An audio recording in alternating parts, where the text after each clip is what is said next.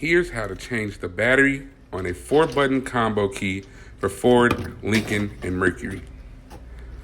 Take your flat utensil, flathead screwdriver would work, maybe a butter knife if you have one laying around, and you want to just go ahead and stick it in the side of the fob on the edge. It'll go right in. Once it's in, give it a little twist and go around the entire edge doing the same thing with the same little twisting motion, breaking the seal until the back is exposed.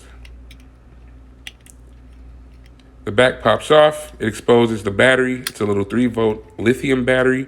A 2032 is what it's called. 2025 is about the same size. We're gonna take our new battery, same 3-volt lithium battery, with the negative side touching the board.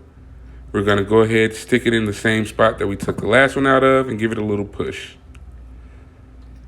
There's a little rubber piece on the inside of the back enclosing. That just holds the battery into place because when the battery's moving around and is not plush with the board, it could stop the transmission of the fob. Close the back, take our little transmitter, cut it on.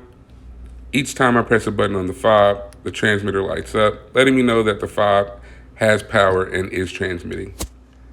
Here's a list of all vehicles that this fob will work for.